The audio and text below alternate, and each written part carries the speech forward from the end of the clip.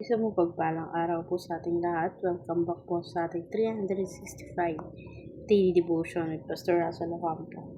So, ang topic po natin for today is Faith of Rahab. At syempre, patuloy pa rin tayo sa ating Bible character edition. So, ang concept po natin for today is Rahab, grace that saved a household. So, sabi dito, Rahab lived in a city of Jericho. She was not a Israelite and she had lived a sinful life. Joshua chapter 2 verse 1. When the two spies come into the city, she hid them on her roof. She told them that she had heard how the Lord dried up the Red Sea and defeated mighty kings. In Joshua chapter 2 verse 10. She believed that the Lord your God, He is God in heavens, above on the earth beneath. Joshua chapter 2 verse 11. Rahab asked that she and her family spread when Israelites attacked the city. The spies told her to tie scarlet cord in her window and gathered her family inside her house. Joshua chapter 2 verse 18 to 19. When Jericho fell, Rahab and her household were saved. Joshua chapter 6 verse 22 to 25. Her salvation was not because she was good, but because she believed in the true God. Hebrews chapter 11 verse 31 says, she was saved by faith. James chapter 2 verse 25 shows her faith was living and active. Rahab's story shows sovereign grace. God chose to show mercy to a gentle woman with a sinful past.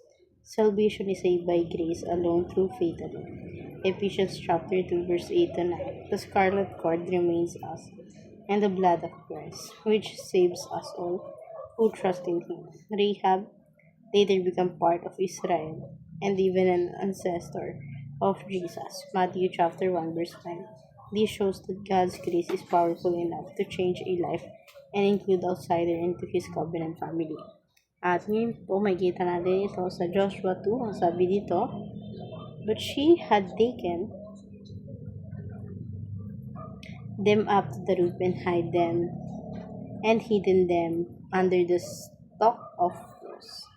She had laid on them in the roof. So the men set out of pursuing spies on the road that leads to the falls of Jordan.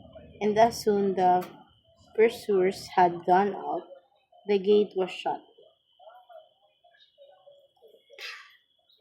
Before the spies lay down in the night, she went up on the roof and said to them, I know the Lord has given you this land, and that a great fear of you has fallen on us, so that all who live in this country melt in fear because of you. We have heard how the Lord dried up the water of the Red Sea for you when you came out of Egypt. What you did to Shion and Og, the two kings of Amorites east of Jordan, whom you completely destroyed. At ngayon po, share ko po yung mga natutunan ko sa naging topic po natin for today. Magsisimula po tayo sa ating teaching. First teaching, faith in God is costly. So, yung pananampalataya natin pala sa ating Panginoon sa Kristo is napakamalaking bagay at hindi matutumbasan. Sa ating second teaching naman, faith requires a change of allegiance. So, yung faith natin, nire-require din pala na magkaroon tayo ng panibagong tayo. Sa ating third teaching naman, faith extends to the entire household. So, yung pananampalataya pala natin is na-extend din siya sa buong pamamahay or sa pamumuhay mo. So, dadako tayo sa ating application.